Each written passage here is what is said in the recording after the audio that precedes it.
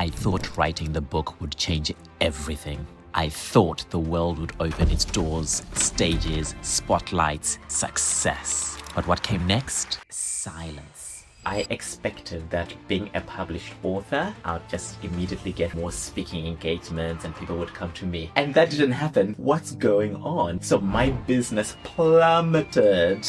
I gave everything, my money, my time, and in return, I met my own fears.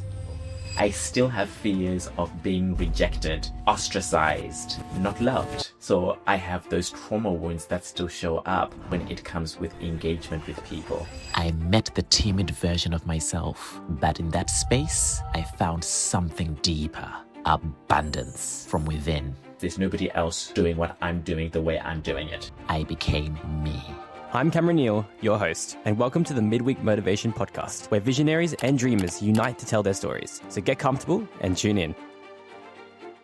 Hello everyone, welcome back to the Midweek Motivation Podcast. Today, I welcome back Rugare Gomo to the podcast, except this time in person on my recent trip back to Sydney. Rugare Gomo is a high-performance life and business coach and international best-selling author of Dreams. He's also my friend, mentor, and former client. As always, our conversations are enlightening, deep, and powerful. And I'll be honest, this wasn't originally meant to be a podcast episode, but I decided to share this recording of our discussion as I believe these are conversations that are not shared enough. I am your host, Cameron Neal, and this is the show of legends.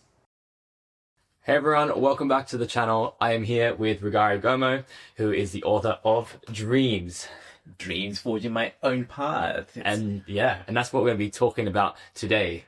We're just going to have a nice conversational tea chat and just going to see where this conversation takes us, which is how we kind of spend most of our conversations anyway. It's wonderful.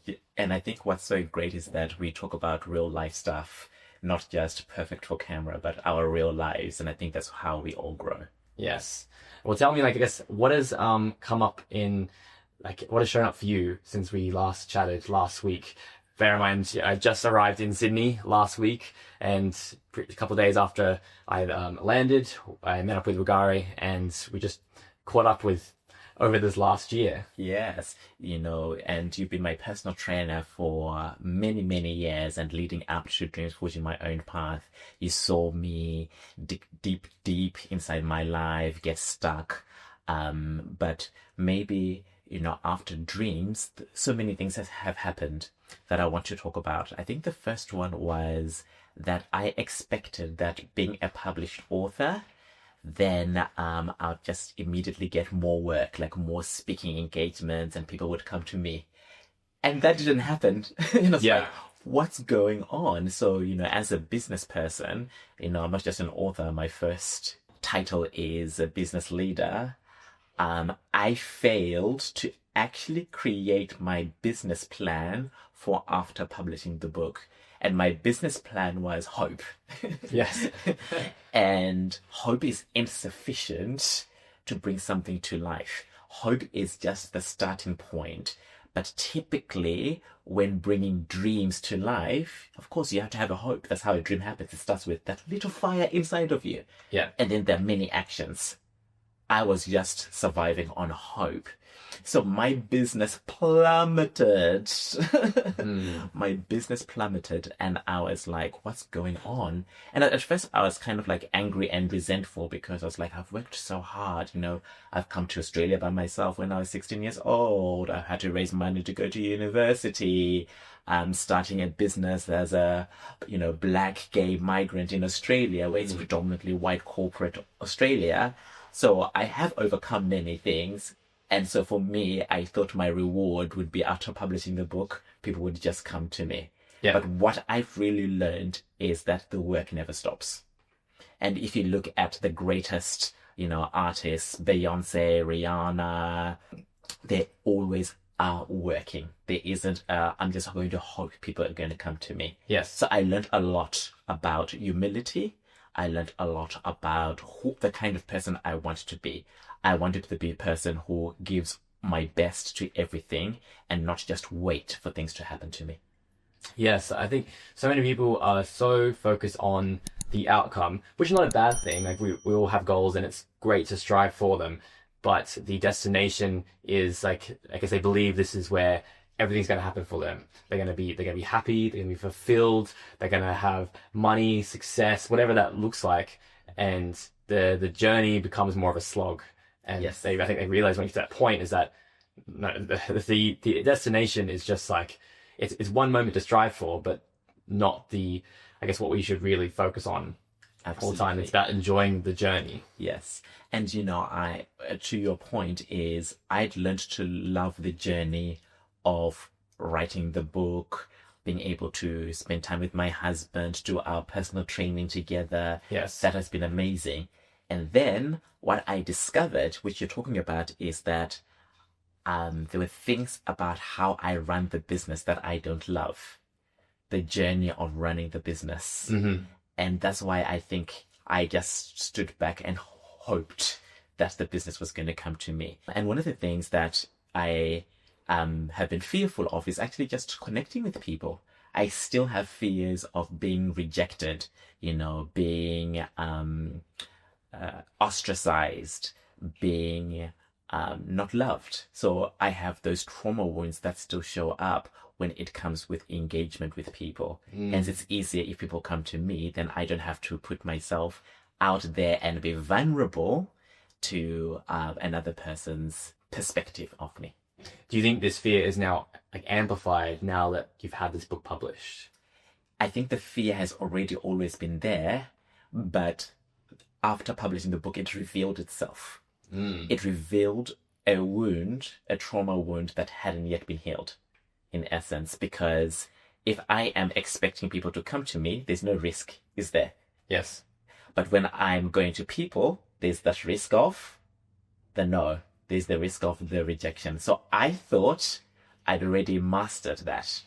Yeah. But what this really showed to me is I hadn't yet mastered that. Wow. Okay. Yes. So what is life like now when it's been almost a year since you published? Is it September? Yeah, September. Yeah. 2024 is when I published. Yeah. Yes. And we're June now, so let's say 9 months. Yes. What's happening now for Rugare? Now you've, I guess, realized that, okay, I am not receiving maybe the outcome that I wanted from being successful as an author, Yes. as a businessman. What is showing up now? So it's work. What has shown up is I've had to relook at my dreams really, and look at what is it about me that's in the way of that. So when I look at one of my dreams is speaking engagements and being paid to speak. So not just speaking, but being paid to speak. I would love to be paid a minimum of $10,000 for a keynote speech. So it's very specific. So it's like, what's in the way of myself getting there? So the first one, of course, is my ego. Yep. Ego is the enemy. Ego is the enemy. The book, I love that book, and I'm always grateful that you gave me that book. Then the second thing is, it's a whole new business. This is something I don't already know. So just because I'm a business leader doesn't mean I know the business of the speaking circuit. It's a whole new business. Yeah. So that's one of the things I've had to learn is I'm actually starting from zero and rebuilding a whole new business. Wow. So having to understand that everything I've accomplished doesn't mean it's going to translate specifically to this new business.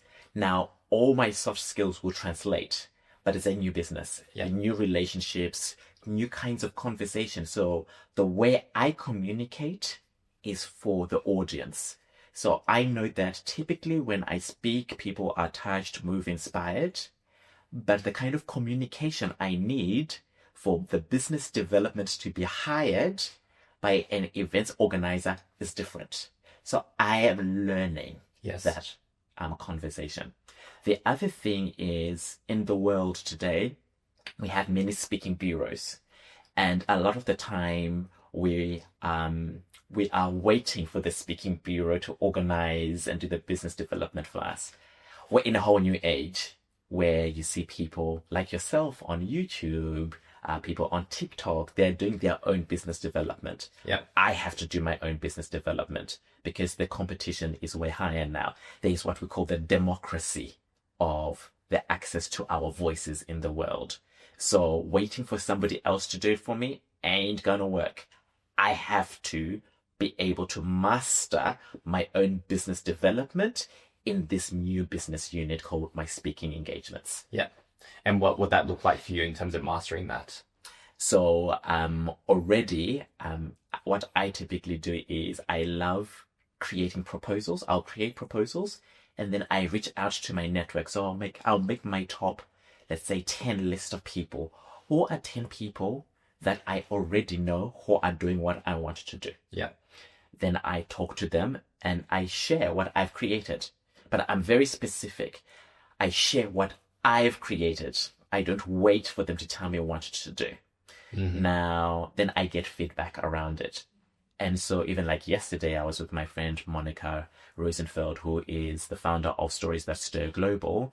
And I was saying to her, I'd love to speak at conferences. Are there people you can introduce me to? So with Monica, I've already talked in her organization at 2 Stories That Stir. So we've got relationship and trust. Mm-hmm. So she has witnessed me speak. She loves what I say, my message. And there are people in the audience that she says are a tough crowd who loved what I said. So because she's experienced my work, she has the freedom and the willingness to open her network that is already, that's close to me. She's willing to open that to me. Yeah. So that's what I always do. The other thing is, what I've been doing is on LinkedIn, social media is so powerful. There are people that I have seen who are like, that's an interesting person. So I've either commented on their post or they've commented on my post. So then I've asked if we can have a meeting to talk and ask for feedback and advice. And that has happened as well. There's this amazing man called Sheil. He's a global speaker. You know, he's just recently been in Europe, Africa, now the United States. Yeah. You know, and he's been mentoring me, you know, unpaid. So he'll give me advice and feedback on all my ideas. Yeah. And then he'll say, come back in 2 months' time, schedule in your next 30 minutes. So he's been building me up. Yeah. So those are the things behind the scenes that I'm doing. That's really cool. Yeah. I'm really curious to know that, or to hear what your take on risks now for yourself. I think when you're putting yourself out there for the first time, whether it's starting a business, or, you know, writing a book, you take a lot of risk, you know, for yourself financially, maybe emotionally as well. But now that you've had this book and you're saying you're restarting your business, and now you share your home with your husband, what is that taking a risk? Has that shifted in terms of your values and what's going forward from here? Yeah, it's interesting. So imagine this for everybody who's listening. I came to Australia by myself with 1 suitcase, a backpack, $300 at 16 years old. So for me, that did not even occur as a risk, because where I was coming from in Zimbabwe to coming to Australia was already going to be 1,000,000 times better. Yeah. So that does not look like a risk to me. Yeah. Now, fast forward, I've been here in Australia for 24 years. I'm an Australian citizen. I'm married. My husband is a new migrant himself to Australia. I'm predominantly the financial earner in the relationship. And I also support my family in South Africa as well. So the risk is higher for me, because there are other people who are dependent on me. At 16 years old, there's barely anybody depending on me. Nobody's depending on me. Yeah. At 40 years old, I have four or five people who are dependent on me. Yeah. So there's a real consequence to other people's lives if I fail. Yeah. So the risk is greater. Now, how do I manage that? You know, the first thing is, I'm still very clear that this is my purpose in life. So, and humility comes into this. If I have to go and get a job to support my family, I will. There's no shame in any of that. Mm-hmm. It's life. The thing about it, though, is I share openly what my feelings are with my inner circle and my husband. Mm-hmm. And nobody is telling me to go get a job. All the communication is, you have to keep going, you have to keep moving forward, because there's nobody else doing what I'm doing the way I'm doing it. Yeah. So to be believed in so much, especially by my husband, who's predominantly more dependent on me also being successful. Like, don't get me wrong, he's got his own money, he's got his own homes, like, would be fine if something didn't turn out. Yeah. But we're creating life here in Australia, it's harder. So for him to keep saying, keep moving forward, even when he sometimes feels like, where's the money going to come from? Yeah. Is invaluable. What that communicates to me is that I chose my husband well, because he is one of my champions, irrespective of how the material world may look. Yeah. Yeah. It's like really interesting to hear that the shift between when you were at 16 and where you are now, taking risks. And it doesn't have to necessarily be about business, but just making decisions on how you're going to, I guess, where you're going to start your life, how you're going to continue building it. I had this interesting conversation with my partner this morning, actually. And I asked her, like, do you think it's, like, with the Australian dream, is it more accessible to people now, or is it harder? At least I can only say from this spot in Sydney, where the cost of living is higher. I'm wondering what your take is on that. And I'm also interested on your take on it. Okay. So I think that one of the Australian dreams, particularly because, I know you've got a global audience, is buying your own home. Having your own home and having a backyard is one of the Australian dreams. And if that's not available, we blame the government for that. It's part of what it means to have a fair go. And it's one of the privileges in living in Australia is the space, the lifestyle. And in my opinion, I've been here, for 24 years, and it's not accessible. The recent stats have said that the average home price in Australia now is $1 million. That could be Melbourne, Sydney, Adelaide, Perth, Brisbane, $1 million. So if you look at it globally, we're talking millions of dollars. Yeah. And our currency is a relatively strong currency, not as strong as the US dollar, but it's not a weak currency. Yes. And we are a industrialized technological country. So for that's a lot of money. Yeah. Who's making $1 million, or even being able to save the deposit for a home that costs $1 million. So people who have access to this will be people, engineers who are paid very well, some lawyers who are paid very well, or tradies who are being paid very well. Yeah. So, and it's not across all of Australia. So in the good old days, access to buying a home, irrespective of your income in Australia, was accessible to the majority of people. Yeah. So, but what is it like for you? Yeah, no, I think it's less accessible now to have the Australian dream and bear in mind, I had the privilege to grow up here, and I've had support from my family financially. I had access to university. But now, where I think university is more accessible to a lot more people, the cost of going there is just like skyrocketed. And I think at the end of the day, once you've graduated, it doesn't guarantee you a job.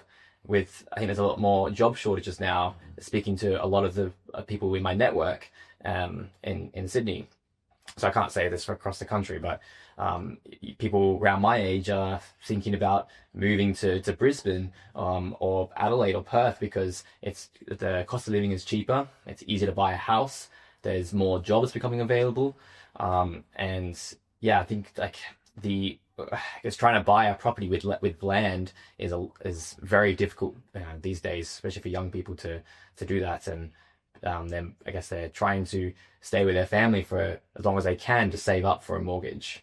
I think I can only imagine how difficult that would be for someone who's migrating to Australia, where they don't have the initial setup where they have a family living here, and then trying to find their own place. I think it's exactly like that. And the question I also then ponder is the idea of owning your own property. It is it's part of the Australian consciousness. It's not necessarily in other countries' consciousness. So when you go to Japan or even France, it's not the conversation of owning your own home. Oh, really? Yeah, okay. You could even say it's very Anglo-centric. Oh, yes. Okay. So for people from Japan, it's like, what are you guys even talking about? Yeah. So And I think at times this can then be a distraction, buying into the group thinking about what success means. And that's why it's really important to be able to really look at your own life and create what success is. I've had my mom call me once with my dad saying that, have you bought your own home yet? Because they were worried, because success to them also looked like owning a home. And I said to them, Mom, Dad, owning a home would actually cripple me, because then there are mortgage repayments. I wouldn't have the flexibility to travel the world. Yep. Because of all the money I would be spending in the mortgage repayments. It's not an investment. Am I getting a positive return back on that home? No. So why would I cripple myself that way? But my investment in my business is like the compounding of that is huge. Yes. So I have to be very clear for myself around that. Just a quick announcement before we return to the podcast. If you're enjoying this episode of Midweek Motivation, you may be interested in checking out the Midweek Motivation newsletter, where every week I'll share with you a useful lesson on resilience, mindset, or fitness, or health in general, straight to your inbox. You also receive a free workout of the week, useful resources, and the latest videos that I've got up there. And just if you want to keep updated on my life, you'll find everything there. If you're interested in that, go ahead and hit the link in the description below, or go to Substack and search up Midweek Motivation. All right, let's return to the podcast. So how does moving forward now, I guess trying to build your own Australian dream still, and with this book, this was like your mission for such a long time. Yes. Now that it's over, where does forging your own path now look like? It's interesting because it's like the vision is not over, but a part of the fulfillment of it is. So, my vision is to inspire and empower people to dream, forge their own path, and be the leader in their life. And the book is just one tool that I use to hopefully inspire and equip people to have tools to be the leaders of their own life. So for me, it's part of the bigger picture. Mm-hmm. And part of the bigger picture is accessibility. So the book is part of accessibility. I've just recently finished my online course. I can't wait for you to use it. Okay, yes. Can't wait. And of course, the speaking and the coaching. But there are other things that I have in my dream journal. So in my dream journal, I have things like the musical, or a film, or a symphony of dreams forging my own path. And I've started writing my next book, which is called How to Make Powerful Decisions Easily, a love story. Wow. So there you go. There's the title right there. Yeah. So all of that is, the book is just one aspect to the bigger picture. And I love the opportunity of having a vision. And this is why it's important to have a vision, because a vision is something that's really important to me. What was really important to me was that growing up, I never had the opportunity to be able to make decisions on my own terms. Mm-hmm. I wasn't allowed to fail on my own terms. I wasn't allowed to be successful on my own terms. Imagine, being told who you are by your parents, but you know that it's not quite right. And I'm a gay man. Imagine being told who you are by society, by the country. And we're seeing that in the world today. You go everywhere and governments are legislating, on what women can and can't do with their bodies. Governments are legislating who you can and can't love. That's horrifying. It's a prison. I don't want that to happen to me, and I don't want to do that to others. So for me, I'm very connected to the consequences of not having the opportunity to live life on one's own term, to be the leader of your own life. Yeah. The consequences are mental health issues, trauma, where you spend thousands of dollars on therapy if you are in a country that even has access to therapy, and people kill themselves. And so I hear these kinds of stories all the time. I get stories from people living in Nigeria, people living in Australia as well. I'm not okay with that. So this is my small contribution, to elevating the consciousness of humanity. Yeah. So there's no going back. So even let's say you're asking, about taking risks, and everything around me fell apart in my business, what I would still be doing is still fulfilling the vision. I wouldn't just go and get a job just to get a job. I would still be striving of how do I use my skills and my experience to elevate the consciousness of humanity. That's the question. Always following through with the vision. Yes, always. Yeah. And that could lead me to packing things on the Coles, supermarket. Yeah. Because if I'm then getting money and then it's supporting my family, I'm elevating the consciousness of humanity. If that money is being used to help my sister, with her needs, that's elevating the consciousness of humanity. Yeah. So, but it starts with what is that thing that really matters. Yes. The vision. So what's your vision? What's yours? I don't know. I'm still struggling to fit it in a very concise mission statement. Yes. My vision is to build a life where I have the freedom for my family. Yes. And well, I mean, I guess that's a concise statement you could say, but Yes. it's still very broad. Yes.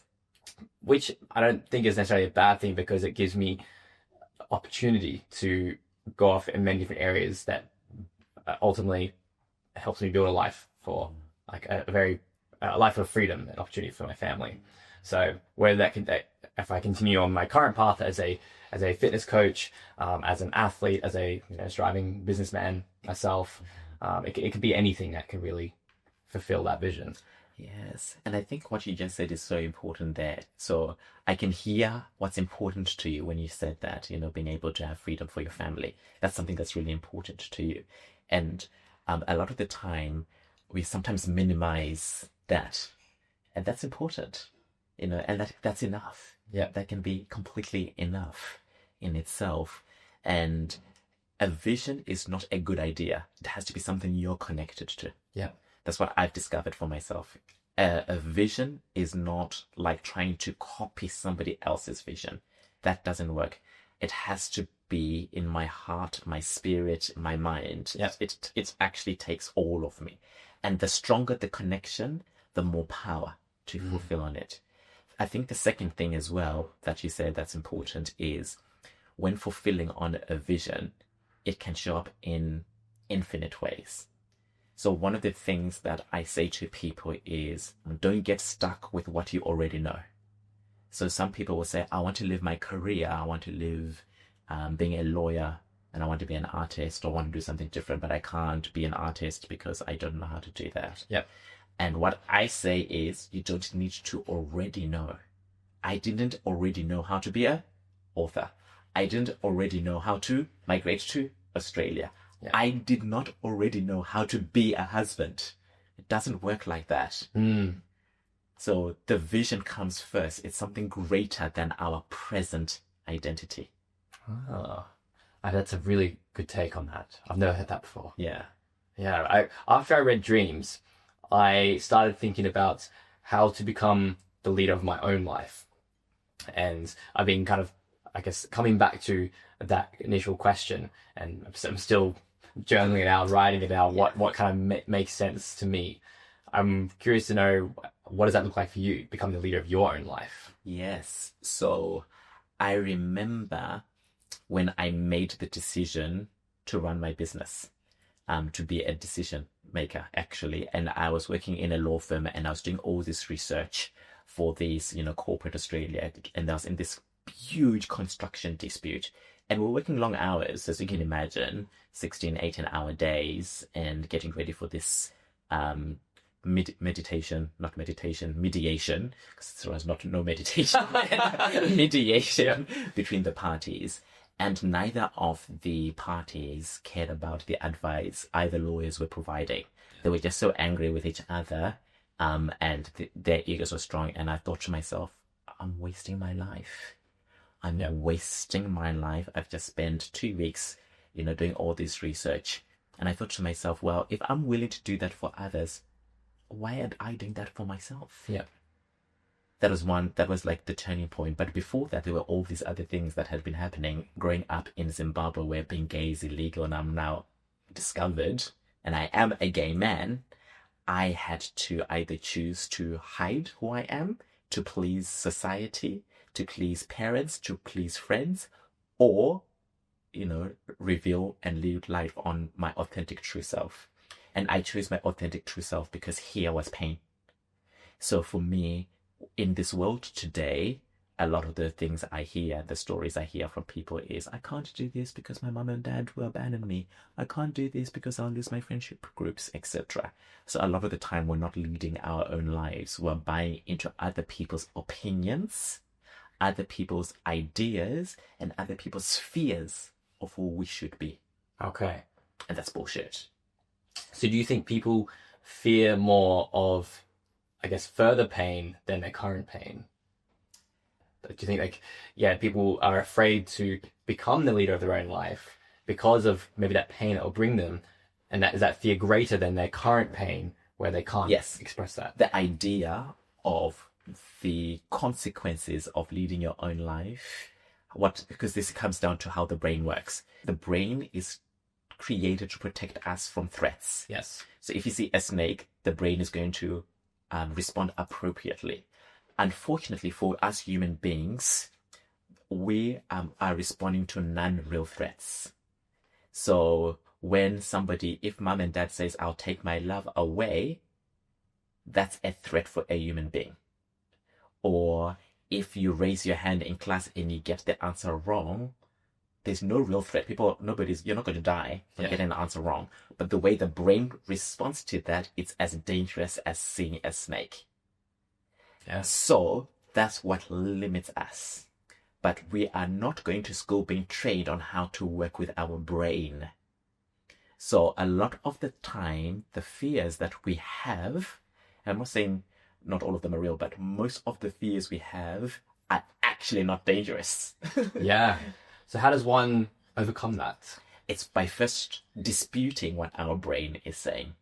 So for myself, I have to continuously dispute what the information my brain is saying, because the moment I'm born, I'm being trained what's good, what's bad, what's right, what's wrong.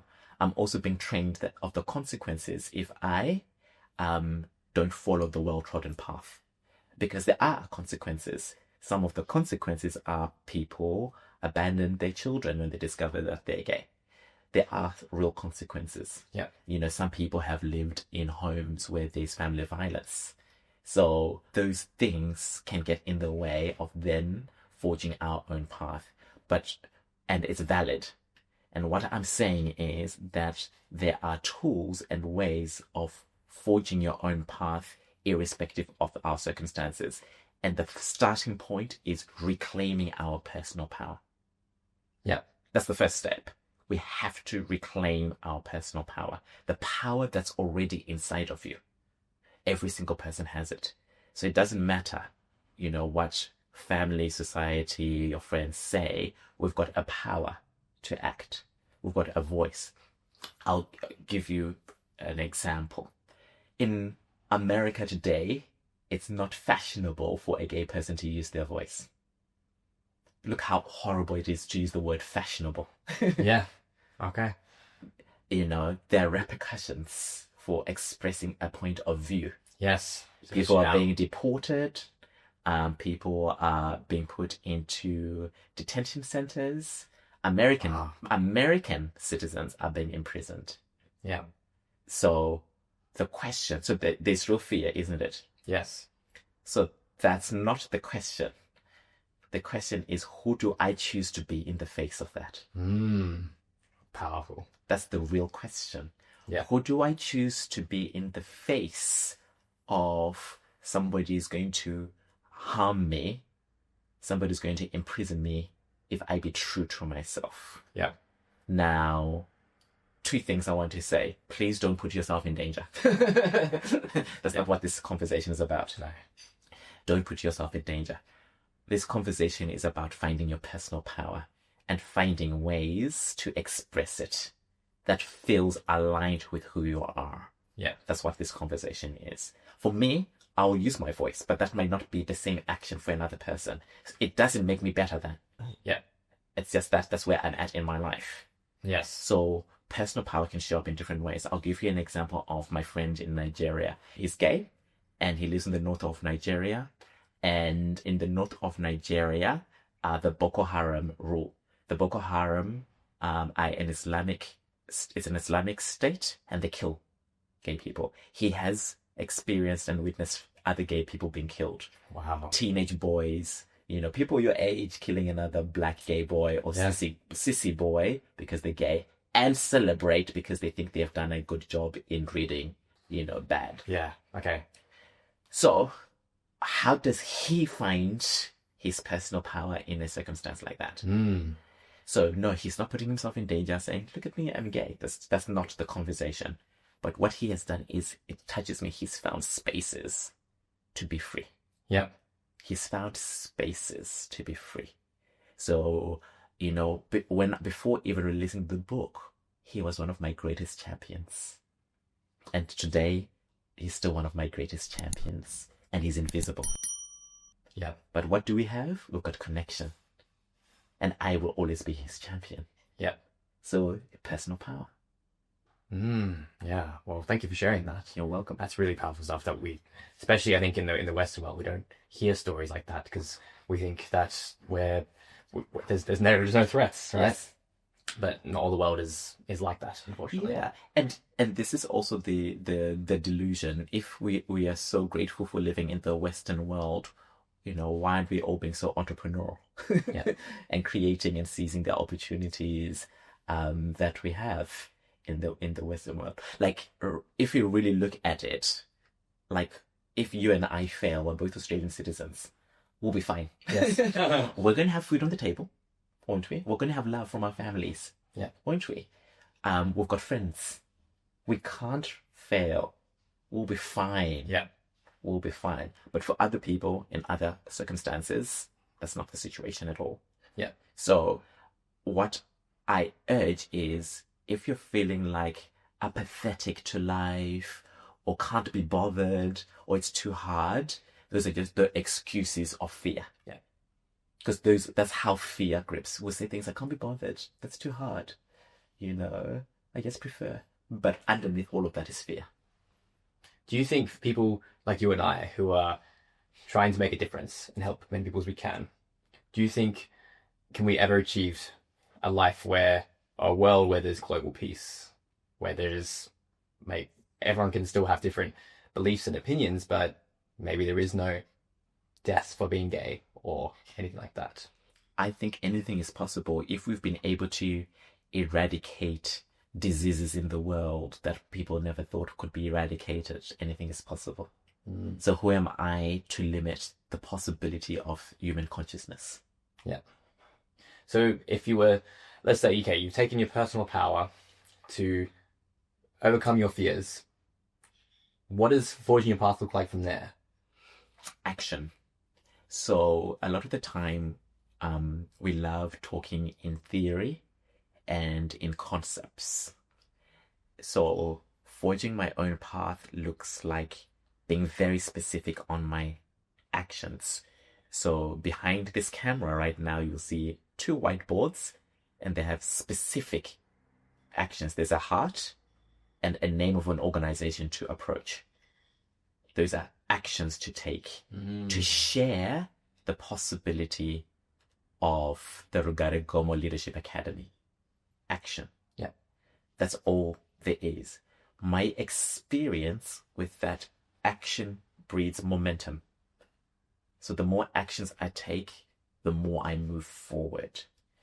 I cannot control outcomes. That's not my job. My job is to work on my actions. And I surrender the outcomes to the universe. Yeah, and this is all part of the grand vision. Absolutely. So, what's an example in your life, let's say, where you may be struggling with momentum at the moment? I say content creation is where I think I struggle out of all the other aspects at the moment. And what I believe is the reason why is because I don't prioritize that for time. Yes. I don't have dedicated blocks of time in my week where, okay, this is the time where I'm going to create content.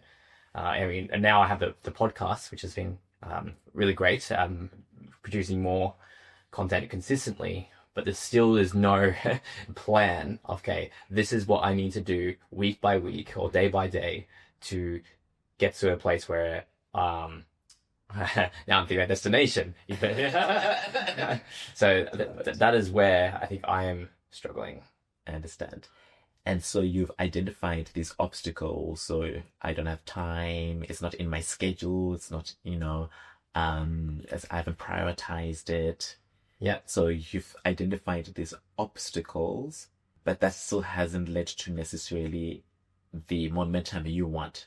Yeah. And so why do you think that is? Well, I could say that time is pretty much almost every other person's excuse for not taking action. It's either time or money. Yes.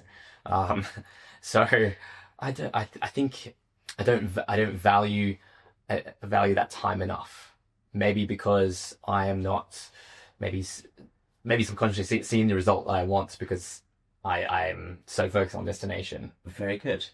And my suggestion, and this is a suggestion, and it's something we can explore together. Can I offer some coaching here? Of course. So just a quick announcement before we return to the podcast. If you're enjoying this episode of Midweek Motivation, you may be interested in checking out the Midweek Motivation newsletter, where every week I'll share with you a useful lesson on resilience, mindset, or fitness, or health in general, straight to your inbox. You also receive a free workout of the week, useful resources, and the latest videos that I've got up there. And just if you want to keep updated on my life, you'll find everything there. If you're interested in that, go ahead and hit the link in the description below, or go to Substack and search up Midweek Motivation. All right, let's return to the podcast. So even though you've identified the obstacles, you haven't actually identified the fear.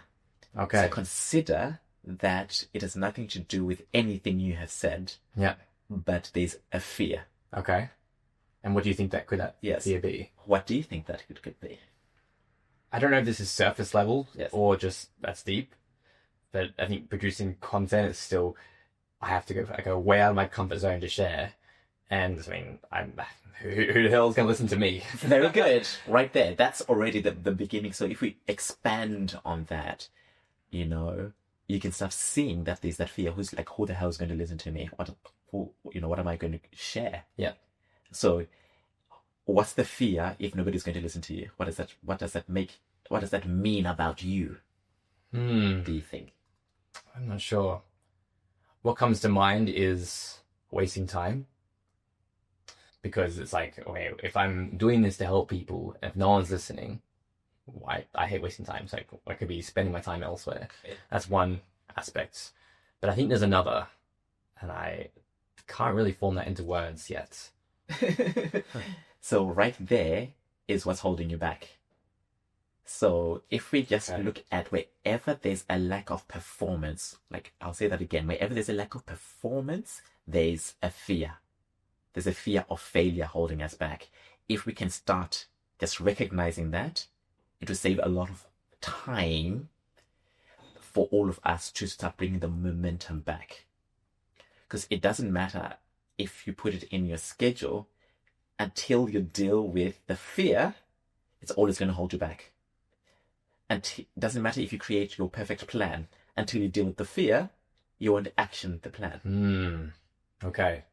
Yeah, I think I've got some words coming into mind now. And it seems really silly when I say it out loud, but it's just like maybe the fear of not being liked. And I know from, I guess, just being introverted and maybe, I don't want to say having a difficult time in school, but I guess I would be easily offended if people who I thought were close to me maybe no longer want to spend time with me. I think that could be... That's very powerful. Yes. So the fear of not being liked, like, many people who are listening will relate to that. And I relate to that. The fear of not being liked, as you read in my book, is what had me not send out proposals. So I was using my business, as a testing ground of if I'm going to be liked or not. So I would rarely send out proposals, because if somebody said no to one of my business proposals, I took it personally, like they didn't like me. I couldn't separate that it had nothing to do with me as a person. This is what I'm offering. Yeah. And for us human beings, we're not very good at distinguishing that.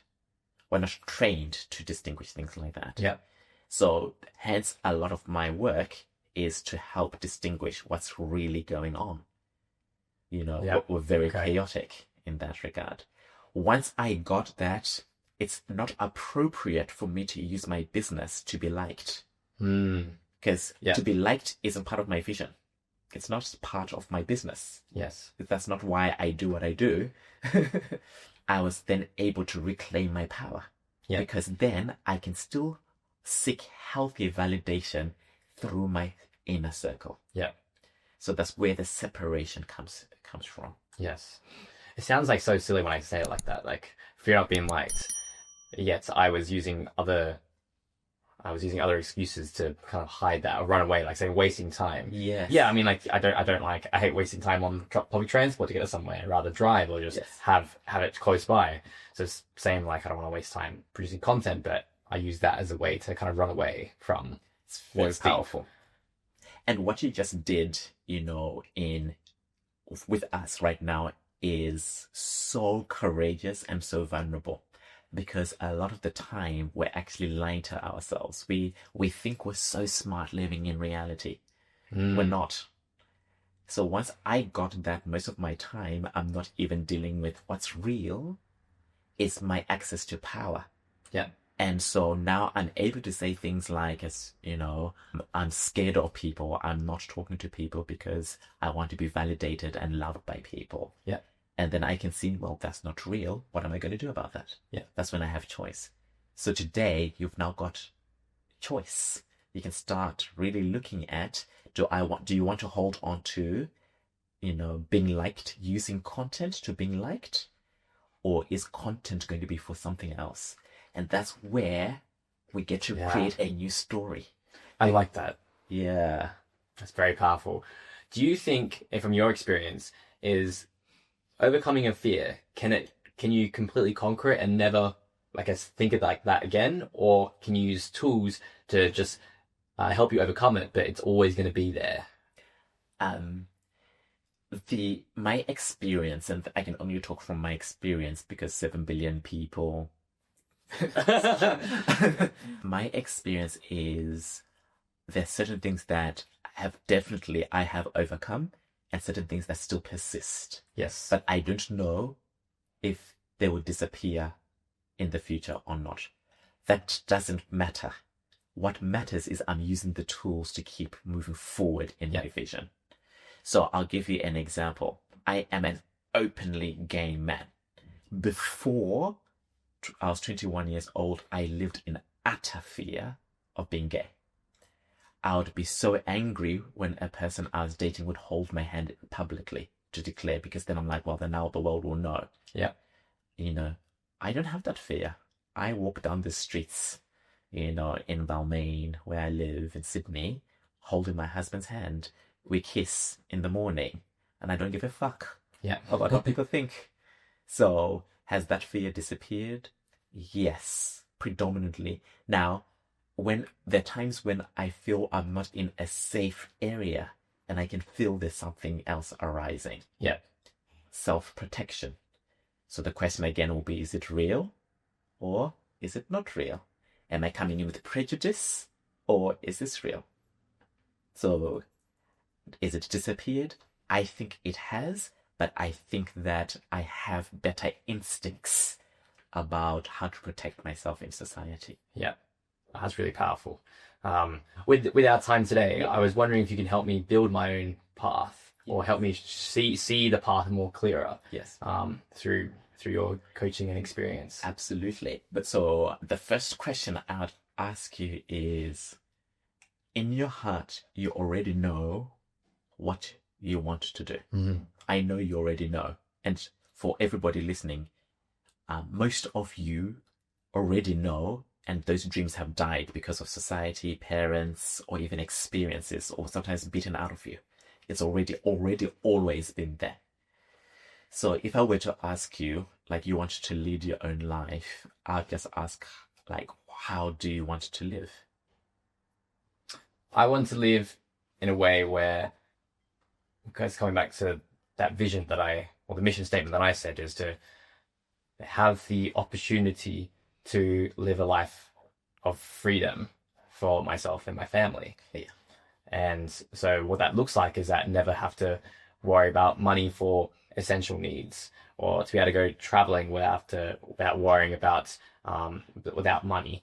And I have control of my time. I get to choose what I want to do, whether it's running my own business, helping people, going to the gym. I'm not so confined in, say, a 9 to 5 schedule.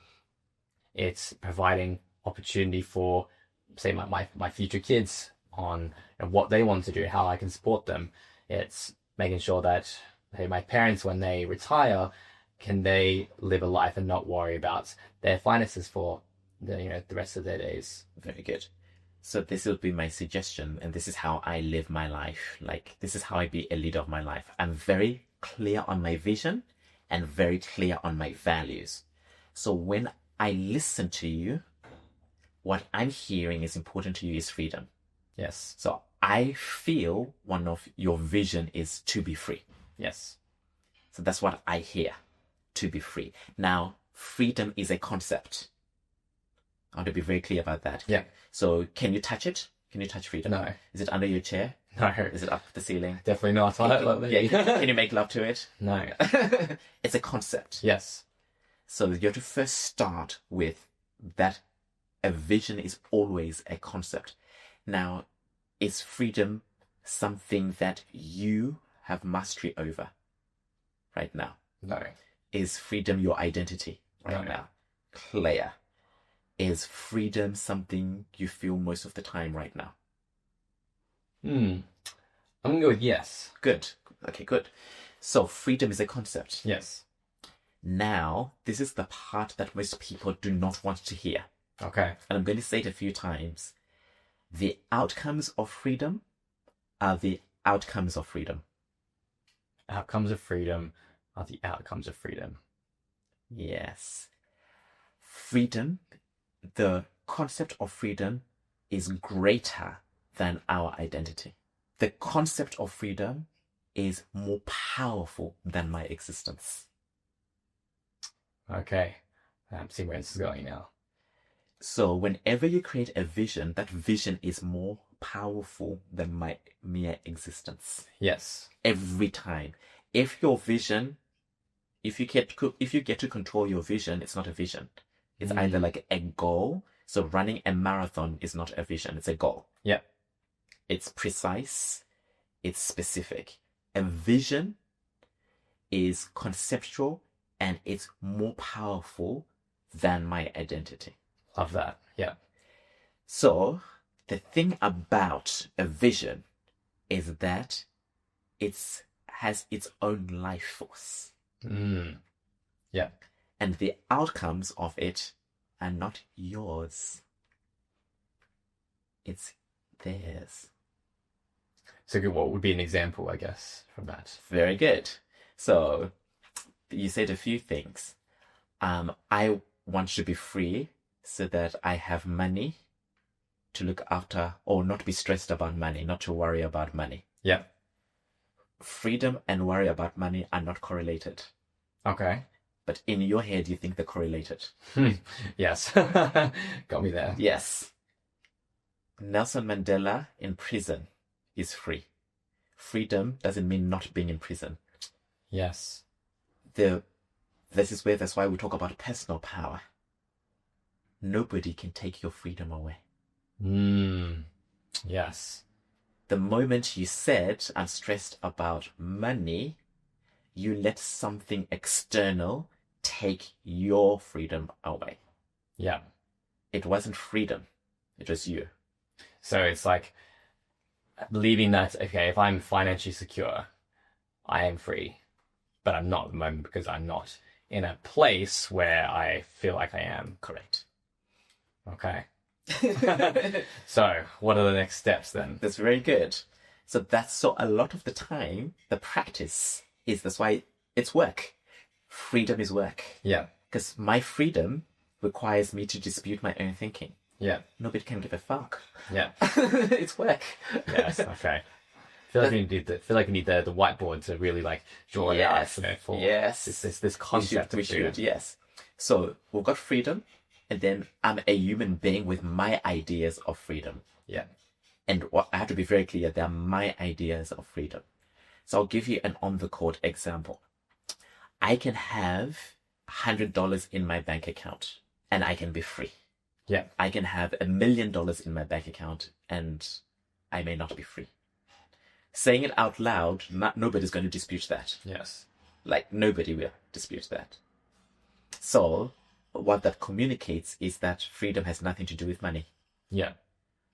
It's not. What it means, though, is that money can be an aspect, a facilitator of freedom. Okay. But it's not the be all end all. No. In short.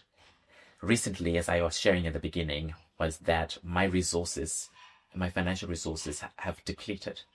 Now, I still get to live a very abundant life. You can't make this stuff up.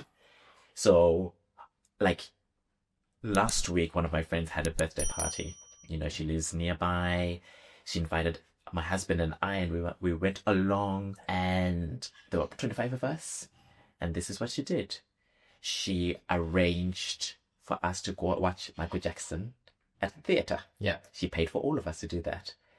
We didn't notice a big surprise. And then she arranged a Hummer limousine to come and pick us up. Yeah. So we go along, we're picked up by the Hummer limousine, we go and watch Michael Jackson Theatre, and then afterwards there's another surprise. She had arranged a private yacht along the harbour. Whoa, okay. Now, I do not have the resources to pay for any of that. Yeah. But I'm living a abundant life. So abundance was not necessarily me having my own money to pay for those experiences. Abundance was this relationship I have being shared with me. Yeah. And I was pinching myself, and, you know, Igor and I were talking. It's like, I'm the boy from Mutare, Zimbabwe, you know, who is in the Hummer limousine, who's gone to watch the Michael Jackson theatre show, and on one of the most celebrated views in the world, the Sydney Harbour. Yeah. You know, drinking Bollinger champagne, etc. Yeah.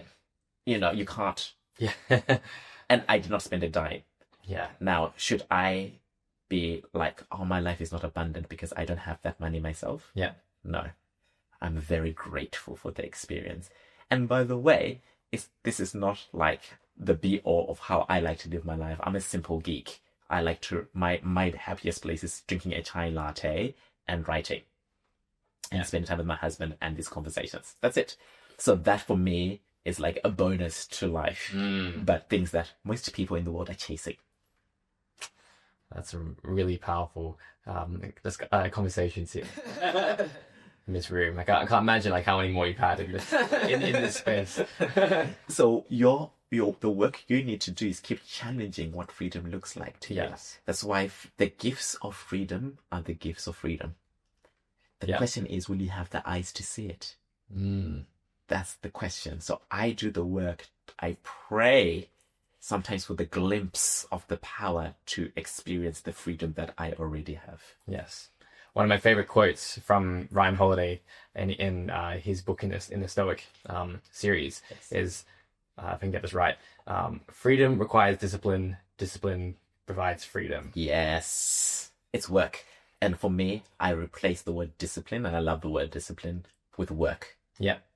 Because sometimes discipline can bring up the idea of, you know, following somebody else's path, scheduling it and stuff. But whatever your version of discipline is, it's work. Yeah. It's easy. I have had times. So using my voice is work. Yes. Using my voice is work. Sharing on LinkedIn my voice is work. Yeah. I just want to watch Netflix. Yeah. The next episode of Bridgerton. Yeah. So that's what my brain tells me. Yeah. But that's the fear of not being seen, wanting to be invisible, being rejected, being invalidated for who I am. Today, I validate myself for who I am. That's the most important. That's really cool. Yeah. All right. I think we can take a break from here. Awesome. Thank you so much for listening to the Midweek Motivation Podcast. If you really like this episode, go ahead and leave a 5-star rating on Spotify or click that like button if you're watching this on YouTube. Don't forget, if you're interested in checking out the 0 to 1 merchandise, you can use the code CAM15 to get 15% off your order, and you'll be joining a community with people who are taking their first step in whatever venture they're in. Thank you so much for watching, and we'll see you in the next episode.